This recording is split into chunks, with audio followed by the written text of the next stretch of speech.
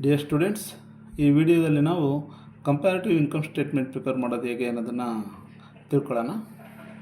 ಅದಕ್ಕೂ ಮುಂಚೆ ನೀವು ನನ್ನ ಚಾನಲ್ಗೆ ಸಬ್ಸ್ಕ್ರೈಬ್ ಮಾಡಿಲ್ಲ ಅಂತಂದರೆ ಸಬ್ಸ್ಕ್ರೈಬ್ ಬಟನನ್ನು ಪ್ರೆಸ್ ಮಾಡಿ. ಈಗ ನೀವು ವಿಡಿಯೋದಲ್ಲಿ ನೋಡ್ತಾ ಇದ್ದೀರಲ್ಲ, ಇದು ಕಂಪ್ಯಾರಿಟಿವ್ ಇನ್ಕಮ್ ಸ್ಟೇಟ್ಮೆಂಟಿನ ಫಾರ್ಮ್ಯಾಟು. ಇದರಲ್ಲಿ 4 ಕಾಲಮ್ಗಳಿದ್ದಾವೆ. First column particulars column, second column previous year column, third column current year, fourth column increase decrease. ಈಗ ಒಂದೊಂದಾಗೆ ಯಾವ್ಯಾವ ಕಾಲಮಲ್ಲಿ ಏನೇನು ಬರೀಬೇಕು ಅನ್ನೋದನ್ನು ನೋಡ್ತಾ ಹೋಗೋಣ. ಮೊದಲು ಪರ್ಟಿಕ್ಯುಲರ್ಸ್ ಕಾಲಮ್. ಪರ್ಟಿಕ್ಯುಲರ್ಸ್ ಕಾಲಮಲ್ಲಿ ಫಸ್ಟು ನೆಟ್ ಸೇಲ್ಸನ್ನು ಬರೀಬೇಕು. ನೆಟ್ ಸೇಲ್ಸ್ ಅಂತಂದರೆ ಏನು? Sales minus sales returns. ಸೇಲ್ಸಲ್ಲಿ ಸೇಲ್ಸ್ ರಿಟರ್ನ್ಸನ್ನು ಕಳಿಬೇಕು, ಆವಾಗ ನೆಟ್ ಸೇಲ್ಸು ಬರುತ್ತೆ. ಅದು ಪ್ರಾಬ್ಲಮಲ್ಲಿ ಕೊಟ್ಟಿರ್ತಾರೆ. ಕೆಲವು ಪ್ರಾಬ್ಲಮ್ಸಲ್ಲಿ ಸೇಲ್ಸ್ ರಿಟರ್ನ್ಸ್ ಇರೋಲ್ಲ, ಆವಾಗ ಸೇಲ್ಸನ್ನು ನಾವು ತಗೋಬೇಕಾಗುತ್ತೆ.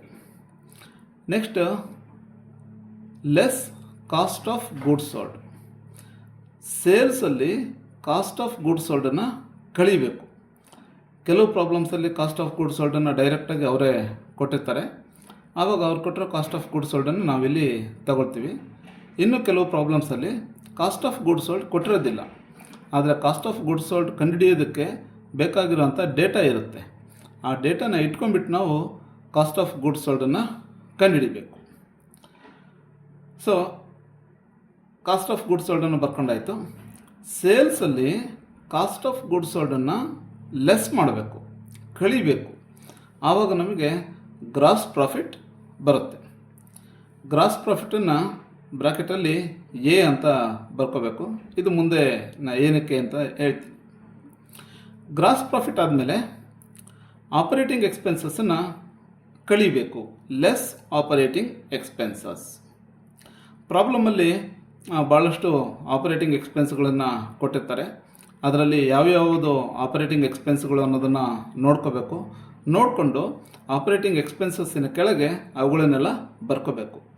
ನಾನಿಲ್ಲಿ 2 ಕಾಮನ್ ಆಪರೇಟಿಂಗ್ ಎಕ್ಸ್ಪೆನ್ಸ್ಗಳನ್ನು ಕೊಟ್ಟಿದ್ದೀನಿ. ಒಂದು ಆಫೀಸ್ ಆ್ಯಂಡ್ ಅಡ್ಮಿನಿಸ್ಟ್ರೇಷನ್ ಎಕ್ಸ್ಪೆನ್ಸಸ್, ಇನ್ನೊಂದು ಸೆಲ್ಲಿಂಗ್ ಆ್ಯಂಡ್ ಡಿಸ್ಟ್ರಿಬ್ಯೂಷನ್ ಎಕ್ಸ್ಪೆನ್ಸಸ್. ಇವಷ್ಟೇ ಅಲ್ಲದೆ ಇನ್ನೂ ಭಾಳಷ್ಟು ಆಪರೇಟಿಂಗ್ ಎಕ್ಸ್ಪೆನ್ಸ್ಗಳು ಪ್ರಾಬ್ಲಮಲ್ಲಿ ಇರ್ಬೋದು. ಅವೆಲ್ಲವನ್ನು ಈ ಆಪರೇಟಿಂಗ್ ಎಕ್ಸ್ಪೆನ್ಸಸ್ ಹೆಡ್ಡಿಂಗಿನ ಕೆಳಗೆ ಒಂದರ ಕೆಳಗೆ ಒಂದರ ಹಾಗೆ ಬರ್ಕೋಬೇಕು. ಇದನ್ನು ಬರ್ಕೊಂಡಾದ್ಮೇಲೆ ನೆಕ್ಸ್ಟ್ ಈ ಎಲ್ಲ ಆಪರೇಟಿಂಗ್ ಎಕ್ಸ್ಪೆನ್ಸ್ಗಳನ್ನು ಟೋಟಲ್ ಮಾಡ್ಕೋಬೇಕು. ಟೋಟಲ್ ಮಾಡಿಕೊಂಡು ಇಲ್ಲಿ ಬರ್ಕೋಬೇಕು, ಟೋಟಲ್ ಆಪರೇಟಿಂಗ್ ಎಕ್ಸ್ಪೆನ್ಸಸ್. ಇದಕ್ಕೆ ಬಿ ಅಂತ ಬರ್ಕೋಬೇಕು. ಸೊ ಇಷ್ಟಾದಮೇಲೆ ನೆಕ್ಸ್ಟ್ ಏನು ಮಾಡಬೇಕು ಅಂತಂದರೆ, ಇಲ್ಲಿ ಮೇಲೆ ಗ್ರಾಸ್ ಪ್ರಾಫಿಟ್ ಇದೆ. ಈ ಗ್ರಾಸ್ ಪ್ರಾಫಿಟಲ್ಲಿ ಟೋಟಲ್ ಆಪರೇಟಿಂಗ್ ಎಕ್ಸ್ಪೆನ್ಸಸ್ಸನ್ನು ಲೆಸ್ ಮಾಡಬೇಕು. ಲೆಸ್ ಮಾಡಿದಾಗ ನಮಗೆ ಬರೋವಂಥ ಅಮೌಂಟ್ ಇದೆಯಲ್ಲ, ಅದು ಆಪರೇಟಿಂಗ್ ಪ್ರಾಫಿಟ್. ಅದಕ್ಕೆ ಇಲ್ಲಿ ನಾನು ಬ್ರಾಕೆಟಲ್ಲಿ ಎ ಮೈನಸ್ ಬಿ ಅಂತ ಬರೆದಿದ್ದೀನಿ ನೋಡಿ. ಸೊ ಎ ಅಂತಂದರೆ ಗ್ರಾಸ್ ಪ್ರಾಫಿಟ್ಟು, ಬಿ ಅಂತಂದರೆ total operating expenses. A minus B ಅಂದರೆ ಗ್ರಾಸ್ ಪ್ರಾಫಿಟಲ್ಲಿ ಟೋಟಲ್ ಆಪರೇಟಿಂಗ್ ಎಕ್ಸ್ಪೆನ್ಸಸ್ಸನ್ನು ಲೆಸ್ ಮಾಡಬೇಕು. ಈ ರೀತಿ ಮಾಡಿದಾಗ ನಮಗೆ ಬರೋವಂಥ ಅಮೌಂಟು ಆಪರೇಟಿಂಗ್ ಪ್ರಾಫಿಟ್. ಈ ಆಪರೇಟಿಂಗ್ ಪ್ರಾಫಿಟಿಗೆ ನೆಕ್ಸ್ಟ್ ನಾವು ನಾನ್ ಆಪರೇಟಿಂಗ್ ಇನ್ಕಮ್ಸನ್ನು ಆ್ಯಡ್ ಮಾಡಬೇಕು. ಆ್ಯಡ್ ನಾನ್ ಆಪರೇಟಿಂಗ್ ಇನ್ಕಮ್ಸ್. ನಾನ್ ಆಪರೇಟಿಂಗ್ ಇನ್ಕಮ್ಸ್ ಅಂದರೆ ಯಾವುವು? ಪ್ರಾಬ್ಲಮಲ್ಲಿ ಕೊಟ್ಟಿರ್ತಾರೆ. ಈಗ ನಾನಿಲ್ಲಿ 2 ನಾನ್ ಆಪರೇಟಿಂಗ್ ಇನ್ಕಮ್ಸ್ಗಳನ್ನ ಬರೆದಿದ್ದೀನಿ. ಒಂದು ಡಿವಿಡೆಂಡ್ ರಿಸೀವ್ಡ್, ಇನ್ನೊಂದು ಇಂಟ್ರೆಸ್ಟ್ ರಿಸೀವ್ಡ್. ಇದಷ್ಟೇ ಅಲ್ಲದೆ ಇನ್ನೂ ಭಾಳಷ್ಟು ಬೇರೆ ಬೇರೆ ನಾನ್ ಆಪರೇಟಿಂಗ್ ಇನ್ಕಮ್ಗಳು ಪ್ರಾಬ್ಲಮಲ್ಲಿ ಇರೋವಂಥ ಚಾನ್ಸ್ ಇರುತ್ತೆ. For example profit on sale of buildings, profit on sale of investments, ಅವೆಲ್ಲ ನಾನ್ ಆಪರೇಟಿಂಗ್ ಇನ್ಕಮ್ಗಳು. ಈ ಎಲ್ಲ ನಾನ್ ಆಪರೇಟಿಂಗ್ ಇನ್ಕಮ್ಗಳನ್ನು ಈ ನಾನ್ ಆಪರೇಟಿಂಗ್ ಇನ್ಕಮ್ಸ್ ಕೆಳಗೆ ಬರ್ಕೋಬೇಕು. ಬರ್ಕೊಂಡು ಆಪರೇಟಿಂಗ್ ಪ್ರಾಫಿಟಿಗೆ ನಾನ್ ಆಪರೇಟಿಂಗ್ ಇನ್ಕಮ್ಸ್ಗಳನ್ನ ಆ್ಯಡ್ ಮಾಡ್ಕೋಬೇಕು. ಈ ರೀತಿ ಆ್ಯಡ್ ಮಾಡ್ಕೊಂಡ ನಂತರ ನಾನ್ ಆಪರೇಟಿಂಗ್ ಎಕ್ಸ್ಪೆನ್ಸಸ್ಸನ್ನು ಲೆಸ್ ಮಾಡಬೇಕು. ಲೆಸ್ ನಾನ್ ಆಪರೇಟಿಂಗ್ ಎಕ್ಸ್ಪೆನ್ಸಸ್. ನಾನ್ ಆಪರೇಟಿಂಗ್ ಎಕ್ಸ್ಪೆನ್ಸಸ್ ಅಂದರೆ ಯಾವುದು? ಕಾಮನ್ ಆಗಿ ನಮಗೆ ಪ್ರಾಬ್ಲಮಲ್ಲಿ ಬರುವಂಥ ನಾನ್ ಆಪರೇಟಿಂಗ್ ಎಕ್ಸ್ಪೆನ್ಸಸ್ ಅಂದರೆ 2. ಒಂದು ಇಂಟ್ರೆಸ್ಟ್, ಇನ್ನೊಂದು loss on sale of fixed assets. ಇದಷ್ಟೇ ಅಲ್ಲದೆ ಇನ್ನೂ ಭಾಳಷ್ಟು ನಾನ್ ಆಪರೇಟಿಂಗ್ ಎಕ್ಸ್ಪೆನ್ಸ್ಗಳು ಪ್ರಾಬ್ಲಮಲ್ಲಿ ಇರ್ಬೋದು. ಅವನ್ನೆಲ್ಲವನ್ನೂ ಈ ನಾನ್ ಆಪ್ರೇಟಿಂಗ್ ಎಕ್ಸ್ಪೆನ್ಸಸ್ಸಿನ ಕೆಳಗೆ ಬರ್ಕೋಬೇಕು. ಈ ನಾನ್ ಆಪ್ರೇಟಿಂಗ್ ಎಕ್ಸ್ಪೆನ್ಸಸ್ ಮತ್ತು ನಾನ್ ಆಪ್ರೇಟಿಂಗ್ ಇನ್ಕಮ್ಸ್ಗಳನ್ನು ಟೋಟಲ್ ಮಾಡೋ ಅವಶ್ಯಕತೆ ಏನೂ ಇಲ್ಲ, ಅವುಗಳನ್ನ ಡೈರೆಕ್ಟಾಗಿ ಸಬ್ಸ್ಟ್ರಾಕ್ಟ್ ಮಾಡ್ಬೋದು. ಸೊ ಹೀಗೆ ಆಪರೇಟಿಂಗ್ ಪ್ರಾಫಿಟ್ಟಿಗೆ ನಾನ್ ಆಪ್ರೇಟಿಂಗ್ ಇನ್ಕಮ್ಸ್ಗಳನ್ನು ಆ್ಯಡ್ ಮಾಡ್ಕೊಂಡಾಯಿತು, ನಾನ್ ಆಪ್ರೇಟಿಂಗ್ ಎಕ್ಸ್ಪೆನ್ಸ್ಗಳನ್ನೆಲ್ಲ ಲೆಸ್ ಮಾಡಿ ಆಯಿತು. ಅದಾದ ನಂತರ ಬರೋವಂಥ ಅಮೌಂಟ್ ಇದೆಯಲ್ಲ, ಈ ಅಮೌಂಟನ್ನು ನಾವು ಪ್ರಾಫಿಟ್ ಬಿಫೋರ್ ಟ್ಯಾಕ್ಸ್ ಅಂತ ಕರಿತೀವಿ. ಈ ಪ್ರಾಫಿಟ್ ಬಿಫೋರ್ ಟ್ಯಾಕ್ಸಲ್ಲಿ ಇನ್ಕಮ್ ಟ್ಯಾಕ್ಸನ್ನು ಕಳಿಬೇಕು. ಪ್ರಾಬ್ಲಮಲ್ಲಿ ಇನ್ಕಮ್ ಟ್ಯಾಕ್ಸ್ ಇದ್ದರೆ ಇನ್ಕಮ್ ಟ್ಯಾಕ್ಸನ್ನು ಕಳಿತೀವಿ. ಪ್ರಾಬ್ಲಮಲ್ಲಿ ಇನ್ಕಮ್ ಟ್ಯಾಕ್ಸ್ ಇಲ್ಲ ಅಂತಂದರೆ ಆವಾಗ ಡೈರೆಕ್ಟಾಗಿ ಇಲ್ಲಿ ಬಂದಿರೋಂಥ ಪ್ರಾಫಿಟನ್ನು ಪ್ರಾಫಿಟ್ ಆಫ್ಟರ್ ಟ್ಯಾಕ್ಸ್ ಅಥವಾ ನೆಟ್ ಪ್ರಾಫಿಟ್ ಅಂತಲೇ ಬರಿತೀವಿ. ಪ್ರಾಬ್ಲಮಲ್ಲಿ ಇನ್ಕಮ್ ಟ್ಯಾಕ್ಸ್ ಇದ್ದರೆ ಪ್ರಾಫಿಟ್ ಬಿಫೋರ್ ಟ್ಯಾಕ್ಸಲ್ಲಿ ಕಳಿಬೇಕು, ಆವಾಗ ಬರುತ್ತಲ್ಲ ಅಮೌಂಟು, ಅದನ್ನು ನಾವು ಪ್ರಾಫಿಟ್ ಆಫ್ಟರ್ ಟ್ಯಾಕ್ಸ್ ಅಂತ ಕರಿತೀವಿ. ಇಲ್ಲಿವರೆಗೆ ನಾವು ಪರ್ಟಿಕ್ಯುಲರ್ಸ್ ಕಾಲಮಲ್ಲಿ ಏನೇನು ಬರೆಯೋದು, ಯಾವ ರೀತಿಯಲ್ಲಿ ಬರೆಯೋದು ಅನ್ನೋದನ್ನು ನೋಡಿದ್ವಿ. ಸೊ ಪರ್ಟಿಕ್ಯುಲರ್ಸ್ ಕಾಲಮಲ್ಲಿ ನಾನು ಏನು ಹೇಳಿದೆ ಅದೇ ಆರ್ಡರಲ್ಲಿ ಬರಿಬೇಕು. ಫಸ್ಟು ನೆಟ್ ಸೇಲ್ಸನ್ನೇ ತಗೋಬೇಕು, ಕಾಸ್ಟ್ ಆಫ್ ಗುಡ್ಸ್ ಸೋಲ್ಡ್ ಕಳಿಬೇಕು, ಆಮೇಲೆ ಗ್ರಾಸ್ ಪ್ರಾಫಿಟ್ ಬರುತ್ತೆ.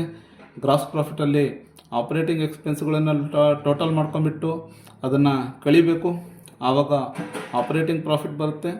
ಆಪ್ರೇಟಿಂಗ್ ಪ್ರಾಫಿಟ್ಟಿಗೆ ನಾನ್ ಆಪ್ರೇಟಿಂಗ್ ಇನ್ಕಮ್ಸನ್ನು ಆ್ಯಡ್ ಮಾಡಬೇಕು. ನೆಕ್ಸ್ಟ್ ನಾನ್ ಆಪ್ರೇಟಿಂಗ್ ಎಕ್ಸ್ಪೆನ್ಸ್ಗಳನ್ನೆಲ್ಲವನ್ನೂ ಲೆಸ್ ಮಾಡಬೇಕು, ಆವಾಗ ಪ್ರಾಫಿಟ್ ಬಿಫೋರ್ ಟ್ಯಾಕ್ಸ್ ಬರುತ್ತೆ. ಪ್ರಾಫಿಟ್ ಬಿಫೋರ್ ಟ್ಯಾಕ್ಸಲ್ಲಿ ಇನ್ಕಮ್ ಟ್ಯಾಕ್ಸನ್ನು ಕಳಿಬೇಕು, ಆಮೇಲೆ ಪ್ರಾಫಿಟ್ ಆಫ್ಟರ್ ಟ್ಯಾಕ್ಸು ಬರುತ್ತೆ. ಕೆಲವು ಪ್ರಾಬ್ಲಮಲ್ಲಿ ಇನ್ಕಮ್ ಟ್ಯಾಕ್ಸನ್ನು ಕೊಟ್ಟಿರೋದಿಲ್ಲ, ಆವಾಗ ನಾವೇನು ಮಾಡ್ತೀವಿ, ನಾನ್ ಆಪ್ರೇಟಿಂಗ್ ಎಕ್ಸ್ಪೆನ್ಸಸನ್ನು ಕಳೆದ ಮೇಲೆ ಬರುತ್ತಲ್ಲ ಅಮೌಂಟು, ಅದನ್ನೇ ನೆಟ್ ಪ್ರಾಫಿಟ್ ಅಂತ ಬರಿತೀವಿ.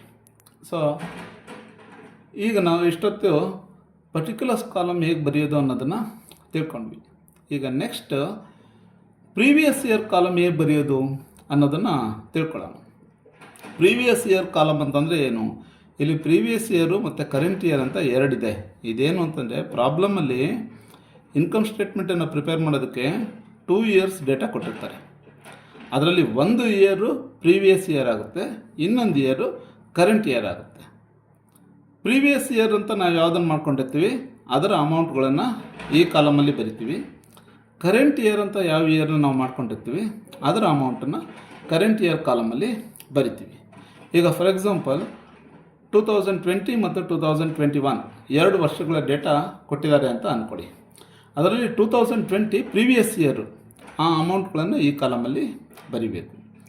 2021 ಕರೆಂಟ್ ಇಯರ್ ಆಗುತ್ತೆ, ಅದರ ಅಮೌಂಟನ್ನು ಈ ಕಾಲಮಲ್ಲಿ ಬರಿಬೇಕು. ಇದೇ ರೀತಿಯಲ್ಲಿ ಬರ್ಕೋಬೇಕು. ಫಸ್ಟು ಪ್ರೀವಿಯಸ್ ಇಯರು, ಆಮೇಲೆ ಕರೆಂಟ್ ಇಯರು. ಇದು ನಮಗೆ ನೆಕ್ಸ್ಟ್ ಕಾಲಮನ್ನು ಭರ್ತಿ ಮಾಡೋದಕ್ಕೆ ಈಸಿ ಆಗುತ್ತೆ. Next column increase decrease column. ಈ ಇನ್ಕ್ರೀಸ್ ಡಿಕ್ರೀಸ್ ಕಾಲಮನ್ನು ನಾವು 2 ಸಬ್ ಕಾಲಮ್ಗಳಾಗಿ ಡಿವೈಡ್ ಮಾಡಿದ್ವಿ. ಒಂದು ಅಮೌಂಟ್ ಕಾಲಮು, ಇನ್ನೊಂದು ಪರ್ಸೆಂಟೇಜ್ ಕಾಲಮು. ಈ ಅಮೌಂಟ್ ಕಾಲಮನ್ನು ಬರೆಯೋದು ಹೇಗೆ, ಅದೇನು, ಪರ್ಸೆಂಟೇಜ್ ಕಾಲಮನ್ನು ಬರೆಯೋದು ಹೇಗೆ, ಅದೇನು ಅನ್ನೋದನ್ನು ತಿಳ್ಕೊಳ್ಳೋಣ. ಈಗ ನಾವು ಇನ್ಕ್ರೀಸ್ ಡಿಕ್ರೀಸ್ ಕಾಲಮಲ್ಲಿ ಅಮೌಂಟ್ ಕಾಲಮಲ್ಲಿ ಏನು ಬರೆಯೋದು, ಅದನ್ನು ಹೇಗೆ ಕಂಡುಹಿಡಿಯೋದು ಅನ್ನೋದನ್ನು ನೋಡೋಣ. ಸೊ ಇದಕ್ಕಿಂತ ಮುಂಚೆ ಇಲ್ಲಿ ನಾವು ಪ್ರೀವಿಯಸ್ ಇಯರು ಮತ್ತು ಕರೆಂಟ್ ಇಯರ್ ಕಾಲಮನ್ನು ಭರ್ತಿ ಮಾಡಿದ್ವಲ್ಲ, ಇದೆಲ್ಲ ಡೇಟಾ ಪ್ರಾಬ್ಲಮಲ್ಲಿ ಕೊಟ್ಟಿರುವಂಥ ಅಮೌಂಟು. ಇಲ್ಲಿ ಯಾವುದನ್ನು ನಾವು ಕಂಡುಹಿಡಿದಿಲ್ಲ. ಪ್ರಾಬ್ಲಮಲ್ಲಿ ಏನು ಕೊಟ್ಟಿದ್ರು ಅದನ್ನು ನಾವಿಲ್ಲಿ ಬರ್ಕೊಂಡಿದ್ದೀವಿ. ಆದರೆ ಇನ್ಕ್ರೀಸ್ ಡಿಕ್ರೀಸ್ ಕಾಲಮಲ್ಲಿ ಅಮೌಂಟ್ ಕಾಲಮ್ ಇದೆಯಲ್ಲ, ಇದು ನಾವು ಕ್ಯಾಲ್ಕುಲೇಷನ್ ಮಾಡಬೇಕಾಗಿರೋಂಥ ಅಮೌಂಟು. ಸೊ ಇದನ್ನು ಹೇಗೆ ಕ್ಯಾಲ್ಕುಲೇಷನ್ ಮಾಡೋದು ಅಂತಂದರೆ, ಪ್ರೀವಿಯಸ್ ಇಯರ್ ಡೇಟಾ ನೋಡಿ, ಕರೆಂಟ್ ಇಯರ್ ಡೇಟಾ ನೋಡಿ. ಈಗ for example previous year data 1 lakh ಅಂತ ಇತ್ತು, ಕರೆಂಟ್ ಇಯರ್ ಡೇಟಾ 1,50,000 ಅಂತ ಇತ್ತು. ಅಂದರೆ ಪ್ರೀವಿಯಸ್ ಇಯರಲ್ಲಿ 1 lakh ಇದ್ದಿದ್ದು ಕರೆಂಟ್ ಇಯರಲ್ಲಿ 1,50,000 ಆಗಿದೆ. ಅಂದರೆ 50,000 ಇನ್ಕ್ರೀಸ್ ಆಗಿದೆ. ಅದನ್ನು ನಾವು ಈ ಕಾಲಮಲ್ಲಿ ಬರಿತೀವಿ, ಇಲ್ಲಿ ಬರಿತೀವಿ. ಹಾಗೆಯೇ ನೀವು ಮಾಡ್ತಾ ಹೋದಂತೆ ಇನ್ನೂ ಕೆಲವು ಸಲ ಏನಾಗಿರುತ್ತೆ ಅಂತಂದರೆ, ಈಗ ಪ್ರೀವಿಯಸ್ ಇಯರಲ್ಲಿ 2 lakh ಇತ್ತು ಅಂತ ಅಂದ್ಕೊಳ್ಳಿ, ಕರೆಂಟ್ ಇಯರಲ್ಲಿ 1,50,000 ಇತ್ತು ಅಂತ ಅಂದ್ಕೊಳ್ಳಿ. ಅಂದರೆ ಪ್ರೀವಿಯಸ್ ಇಯರಲ್ಲಿ 2 lakh ಇದ್ದಿದ್ದು ಕರೆಂಟ್ ಇಯರಲ್ಲಿ 50,000 ಕಡಿಮೆ ಆಗಿದೆ, ಡಿಕ್ರೀಸ್ ಆಗಿದೆ. ಸೊ ಈ ರೀತಿಯಲ್ಲಿ ನಾವು ಇನ್ಕ್ರೀಸು ಡಿಕ್ರೀಸನ್ನು ಕ್ಯಾಲ್ಕುಲೇಷನ್ ಮಾಡಿ ಈ ಕಾಲಮಲ್ಲಿ ಬರಿತೀವಿ. ಇದನ್ನು ಇನ್ಕ್ರೀಸ್ ಡಿಕ್ರೀಸ್ ಕಂಡುಹಿಡಿಯೋದಕ್ಕೆ ಒಂದು ಈಸಿಯಾಗಿರೋಂಥ ಮೆಥಡ್ ಇದೆ.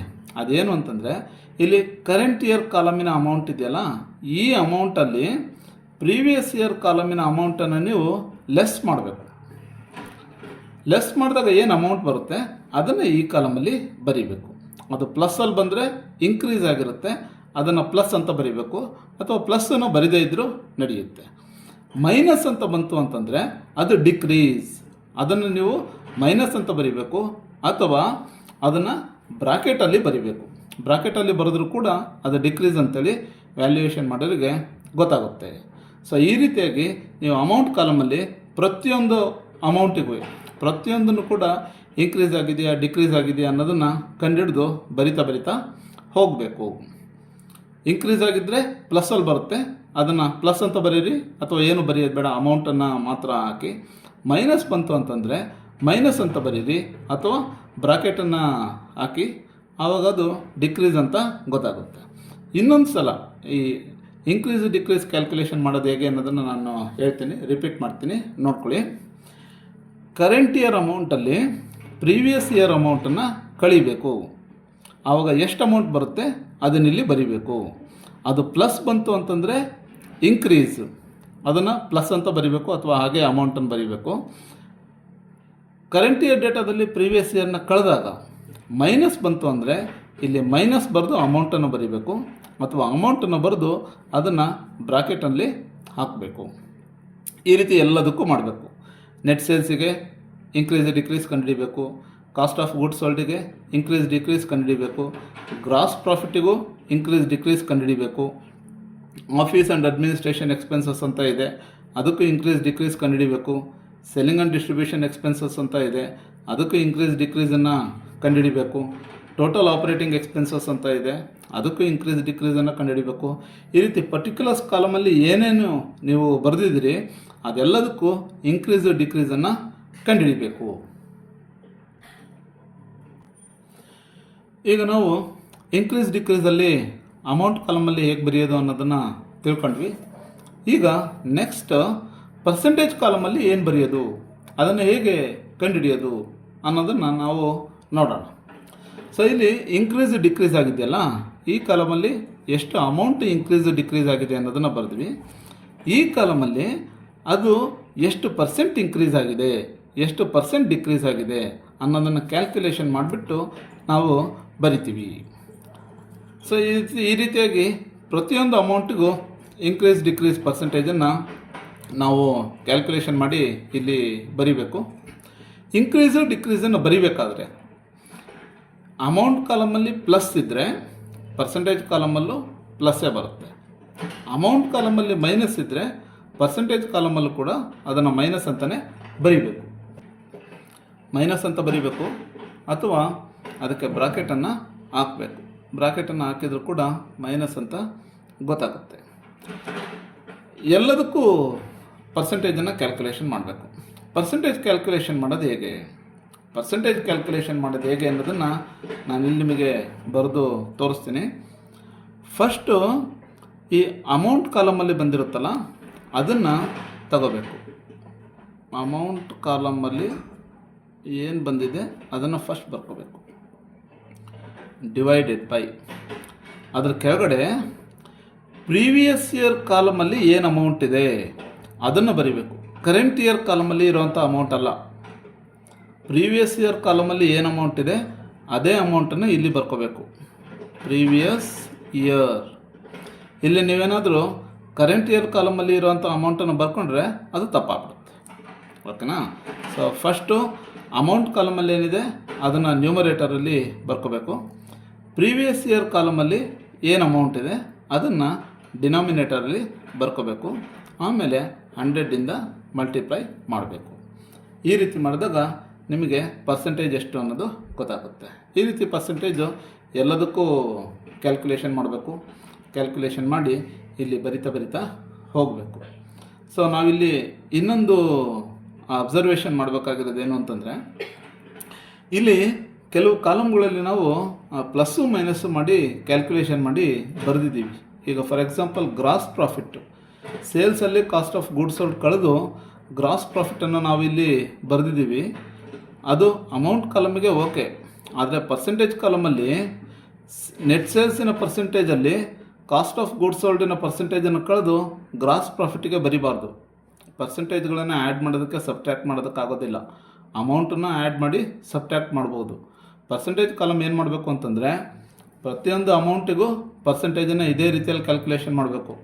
ಈಗ ಗ್ರಾಸ್ ಪ್ರಾಫಿಟ್ಟಿಗೆ ಪರ್ಸೆಂಟೇಜ್ ಕ್ಯಾಲ್ಕುಲೇಷನ್ ಮಾಡ್ಬೇಕಾದ್ರೆ ಏನು ಮಾಡಬೇಕು, ಇಲ್ಲಿ ಅಮೌಂಟ್ ಕಾಲಮಲ್ಲಿ ಏನಿದೆ ಅದನ್ನು ನ್ಯೂಮರೇಟರಲ್ಲಿ ತಗೋಬೇಕು. ಇಲ್ಲಿ ಪ್ರೀವಿಯಸ್ ಇಯರ್ ಕಾಲಮಲ್ಲಿ ಏನು ಅಮೌಂಟ್ ಇದೆ ಅದನ್ನು ಡಿನಾಮಿನೇಟರಲ್ಲಿ ತಗೊಂಡು ಮಲ್ಟಿಪ್ಲೈ ಮಾಡಿ ಪರ್ಸೆಂಟೇಜ್ ಎಷ್ಟು ಬರುತ್ತೆ ಅನ್ನೋದನ್ನು ಕ್ಯಾಲ್ಕುಲೇಷನ್ ಮಾಡಬೇಕು. ಗೊತ್ತಾಯ್ತಲ್ವಾ? Okay, thank you students. ಈ ವಿಡಿಯೋದಲ್ಲಿ ನಾವು ಕಂಪ್ಯಾರಿಟಿವ್ ಇನ್ಕಮ್ ಸ್ಟೇಟ್ಮೆಂಟಿನ ಫಾರ್ಮ್ಯಾಟ್ ಹೇಗಿರುತ್ತೆ, ಅದರಲ್ಲಿ ಎಷ್ಟು ಕಾಲಮ್ಗಳು ಬರ್ತವೆ, ಯಾವ್ಯಾವ ಕಾಲಮಲ್ಲಿ ಏನೇನು ಬರೀಬೇಕು, ಹೇಗೆ ಬರೀಬೇಕು ಅನ್ನೋದನ್ನು ತಿಳ್ಕೊಂಡ್ವಿ. Thank you.